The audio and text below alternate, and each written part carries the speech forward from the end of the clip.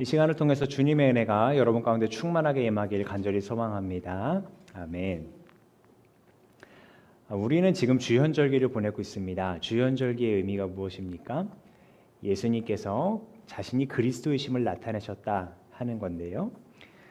자신을 드러내신 여러 방법 중에 자기 스스로 그리스도라는 정체성을 아주 명확하게 드러내셨던 일이 나사렛의 회당에서 마치 자기의 사명 선언문과 같은 이 글을 읽으셨던 일이었습니다. 이 선언에서 핵심은 가난한 사람에게 기쁜 소식을 전하게 하셨다, 곧 복음을 전하셨다 하는 것이었어요. 예수님은 이 선언에서 밝히신 것처럼 정말 많은 사람들에게 하나님 나라의 기쁜 소식을 전하셨고 병든 자들, 억눌린 자들 자유케 하셨습니다. 오늘 복음서 말씀 앞부분에서도 사람들의 반응을 보면 그것이 말에 그치지 않고 정말 예수님께서 그렇게 일하셨다는 것을 우리가 알 수 있는데요. 그래서 앞에 부분 이야기를 먼저 좀 살펴보자면 예수님께서 산에서 밤새 기도하시고 자신의 제자들을 부르는 모습을 그리고 있어요. 우리가 읽진 않았습니다만 오늘 본문 바로 앞에 보면 예수님께서 기도하러 산에 올라가셨을 때 큰 무리의 제자들이 있었고 그 중에서 12명을 제자로 뽑으셨다라고 표현하고 있거든요. 그리고 그 뒤에서 산에서 내려오시는 모습에서 이제 오늘 본문이 시작이 됩니다. 산에서 내려와 평지에 서셨을 때 예수님 주변에 큰 무리의 제자들과 또 더 큰 무리의 사람들이 예수님 주변을 둘러쌉니다. 이 사람들은 예루살렘은 물론 시돈과 두로라는 이방인의 지역에서까지 오는 사람들이었습니다. 유대인뿐만 아니라 이방인들까지 그렇게 예수님께 몰려왔던 것은 예수님이 능력으로 귀신을 쫓아내보내시고 또 병을 고쳐주시는 것을 보았기 때문입니다. 지난주 이야기에서도 사람들이 예수님께 오는 모습을 마치 파도가 밀려들듯이 사람들이 밀려왔다라고 표현하고 있는데 마찬가지의 모습인 거죠. 여기서 중요한 것은 예수님께서 본인이 선언하신 대로 그렇게 묶인 자들을 자유케 해주셨고 사람들은 거기에 반응했다는 겁니다. 이제 자신에게 모여든 사람들에게 먼저 예수님은 말씀을 가르치십니다. 오늘 복음서에서는 예수님께서 이제 눈을 들어 제자들을 보시며 말씀하셨다 하지만 방금 말씀드린 바와 같이 많은 사람들이 예수님을 둘러싸고 있었기 때문에 오늘 본문의 21절부터 26절까지의 말씀은 딱 제자들만 두고 말씀하신 것은 아니고 더 많은 무리의 사람들에게 말씀하신 걸 할 수 있겠습니다. 특히 더 이렇게 생각할 수 있는 것은 복에 대해서 이야기하시면서 나온 첫 번째 대상이 누구였나요? 혹시 기억하십니까? 가난한 사람들이 복이 있다 말씀하셨거든요.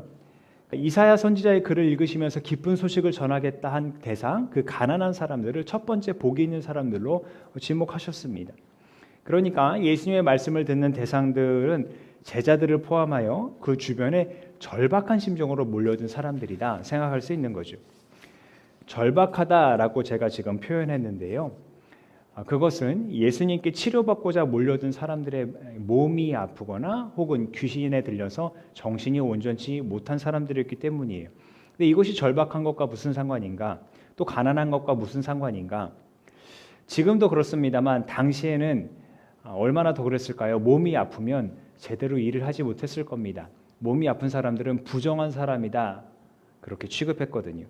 귀신 들린 사람은 또 오죽했겠습니까? 그러니까 병에서 낫고자 있는 돈 없는 돈 다 써가면서 그렇게 애를 썼지만 별다른 차도를 보지 못했을 거예요. 그러니까 예수님께 치료를 바라면서 나온 사람들은 정말 가난한 사람들이었을 거예요. 제대로 돈을 벌 수도 없는 상황이었고 있는 돈도 다 사용을 했을 때니까요.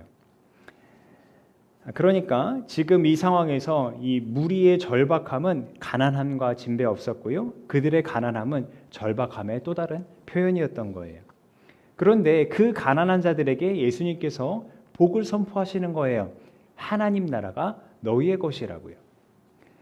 또 이어서 복이 있다 선포하신 이들은 굶주린 사람들이었어요. 굶주린 사람들에게 너희가 복이 있는데 너희가 배부르게 될 것이다. 슬피 우는 사람들에게 너희가 웃게 될 것이다 말씀합니다.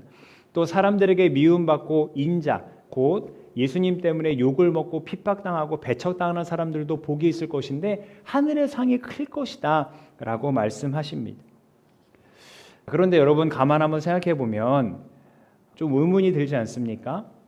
지금 가난하고 배고픈 사람에게 돈을 주고 먹을 것을 줘도 모자랄 판에 왜 눈에 보이지 않는 것만 얘기하는 걸까요? 하나님 나라 안 보이잖아요. 손에 잡히지 않잖아요. 굶주린 사람에게 배부르리라. 지금 배고픈데요. 또 슬피 우는 사람의 웃게 될 것이다. 상황은 달라지지 않았는데요. 왜 예수님은 보이지 않는 것 그리고 손에 잡히지 않는 것을 복으로 말씀하셨을까요? 고개를 갸웃거릴 수 있습니다만 그런데 의문을 갖는 우리의 이 인식은 사실 복에 대한 관점이 이 세상에 바탕을 두고 있기 때문이라고도 생각할 수 있어요. 그러니까 손에 잡히는 것, 눈에 보이는 것, 그래서 지금 당장 내 삶을 풍요롭게 하고 배부르게 하고 힘있게 만드는 수단으로서의 복, 조금 더 직접적으로 말하면 돈이 많은 것 같은 그런 것을 우리는 복이라고 생각하기 때문에 지금 예수님 말씀하신 하나님 나라와 너희가 웃게 될 것이다, 배부르게 될 것이다, 하늘의 상이 클 것이다 하신 그 복들이 고개를 갸웃거리게 만들 수 있다는 거죠. 하지만 인식의 전환이 필요합니다. 이 세상에서 나의 만족을 위해 복을 추구하는 결과는 안타깝게도 심판으로 이어질 수 있기 때문에 그렇습니다. 예수님께서 복에 대해 말씀하신 다음에 바로 화에 대해서 말씀을 하시는데 부요한 사람들은 이미 위안을 받고 있기 때문에 화가 있을 거래요. 또 배부른 사람들은 굶주리게 될 것이고 웃고 있는 사람들은 울게 될 거랍니다. 또 모든 사람들에게 좋은 말을 듣는 사람들에게 화가 있을 건데 그것은 마치 거짓 예언자들에게 대하듯 하는 것이기 때문이랍니다. 그러니까 복이 있는 사람들에 대한 내용과 화가 있다는 사람들의 내용이 정확하게 대비가 됩니다. 그 중에서도 좀 전에 강조해 말씀드렸듯이 부유한 사람과 가난한 사람의 대비가 아주 극명합니다. 그런데 예수님께서 단순히 부자이기 때문에 돈이 많기 때문에 화가 있다, 니네가 심판받을 것이다 경고하시는 것은 아닙니다.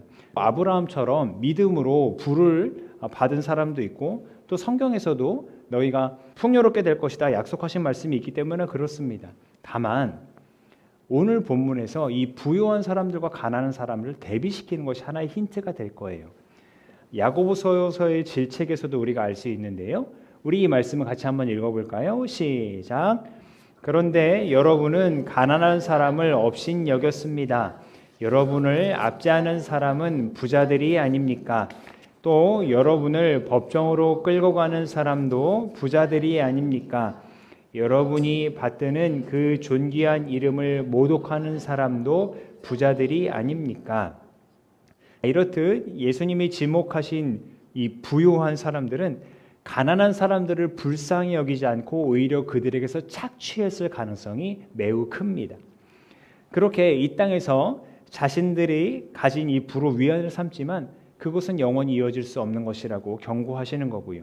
그래서 이 복과 화에 대한 이야기는 결과에 앞서서 그 이유에 집중할 필요가 있습니다. 왜 복을 받고 왜 화를 당하게 될지요.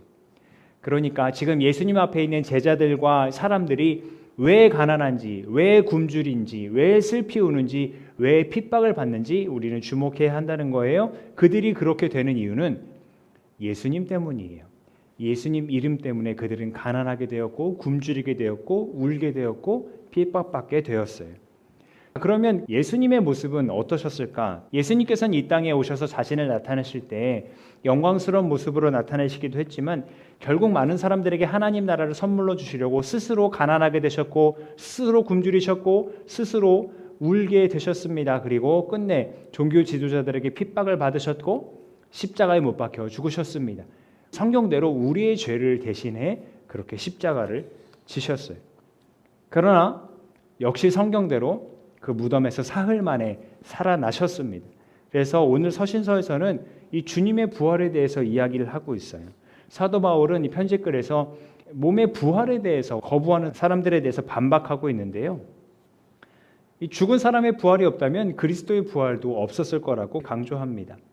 죽은 사람이 다시 살아나지 못한 것이 어떻게 보면 상식이에요. 그런데 예수님께서는 다시 살아나셨기 때문에 그 상식을 뒤집으셨어요. 사도 바울은 이렇게 이야기하죠. 그러나 이제 그리스도께서는 죽은 사람들 가운데서 살아나셔서 잠든 사람들의 첫 열매가 되셨습니다. 아멘. 그래서 어떤 학자는 부활이란 이 세상이 뒤집어진 것이다. 세상을 뒤집는 것이다 라고 이야기도 합니다. 세상 모든 생물에게 정해진 결말은 죽음이에요. 근데 그 죽음이란 결말을 이겨내고 다시 살아나셨으니까 이것만 보더라도 예수님의 부활은 세상을 뒤집은 것이 분명합니다. 그러니까 우리가 가난하더라도 굶주리더라도 또 슬피 울게 될지라도 핍박을 받더라도 예수님 따르기를 포기할 수 없는 것은 스스로 가난하게 되시고 핍박받으신 분의 결말을 우리가 알잖아요. 그분의 결말은 뭐예요? 세상을 뒤집은 결과, 죽음을 이기고 살아나신 그 결과를 우리가 알기 때문이라는 거예요. 그분 스스로 잠자는 자들의 첫 열매가 되셨기 때문에 그로써 우리는 우리가 마주할 미래를 현재에 보게 되는 겁니다. 다시 말해 이 당장의 현실은 복받은 자처럼 보이지 않을 수 있어요. 그렇다 할지라도 주님을 믿고 의지하며 따르는 자가 복이 있다 하는 것은 주님만이 그 절망스러운 현실에서 이미 이루어진 미래 곧 부활의 소망을 보여주시는 분이기 때문에 그렇습니다. 주님을 믿고 의지하는 것이 복이라는 말씀 우리가 구약 말씀과 시편 말씀에서도 잘 볼 수 있었는데요. 우리 말씀 같이 읽어보겠습니다. 시작. 그러나 주님을 믿고 의지하는 사람은 복을 받을 것이다. 그는 물가에 심은 나무와 같아서 뿌리를 개울가로 뻗으니 잎이 언제나 푸르므로 무더위가 닥쳐와도 걱정이 없고 가뭄이 심해도 걱정이 없다. 그 나무는 언제나 열매를 맺는다. 이어서 시편 말씀도요. 복이 있는 사람은 악인의 꾀를 따르지 아니하며 죄인의 길에 서지 아니하며 오만한 자의 자리에 앉지 아니하며 오로지 주님의 율법을 즐거워하며 밤낮으로 율법을 묵상하는 사람이다. 아멘. 그래서 복이 있는 사람이 되려면 결론적으로 주님을 믿고 의지하는 사람이 되어야 하고 주님의 말씀을 즐거워하며 가까이 하는 사람이 되어야 합니다. 그런 사람은 가난해져도 굶주려도 슬퍼져도 사람들에게 미움을 받아도 틀림없이 복 있는 사람입니다. 그것은 내가 그것을 잘 참았기 때문이 아니라 예수님 때문에 그런 거고요. 그러니까 내가 받을 복 때문이 아니라 예수님 때문에 복이 있는 사람이다. 이런 믿음을 갖는다면 이사야 선지자의 글을 통해 선언하신 그 구원이 예수님께서 선포하신 그 구원이 미래뿐만 아니라 지금 나의 삶에 이루어질 것이고 그로 인해서 우리가 방금 읽은 것처럼 시냇가에 심겨져서 열매 맺는 나무처럼 풍성한 생명을 누리며 살아가게 될 것입니다. 예수님께서 이 땅에 오신 이유를 스스로 말씀하시길 양들이 생명을 얻고 그것을 더 풍성하게 누리게 하기 위함이다라고 말씀하셨습니다. 비록 눈에 보이지 않더라도 주님께서 약속하신 그 복은 주님의 말씀을 믿고 따르는 우리의 삶에 이미 시작되었다고 믿으시기 바랍니다. 말씀을 맺겠습니다. 예수님께서 선언하신 복은 세상의 기준을 뒤집는 복입니다. 가난과 슬픔, 핍박 속에서도 하나님을 의지하고 주님의 말씀을 따르고자 애쓰는 사람들은 진정으로 복 있는 사람입니다. 이 복은 단순히 미래에만 이루어질 것이 아니라 지금 이 순간에도 우리에게 임해서 우리에게 힘과 소망을 줍니다. 그러므로 우리를 위해 이 땅에 오셨고 우리를 위해 십자가에서 죽으셨고 우리를 위해 다시 살아나신 예수님을 의지함으로써 우리 모두 복 있는 삶을 살아가기를 바랍니다. 주님께서 주시는 이 영원한 복이 여러분의 삶 가운데 열매 맺을 수 있기를 또한 간절히 소망합니다. 기도하겠습니다.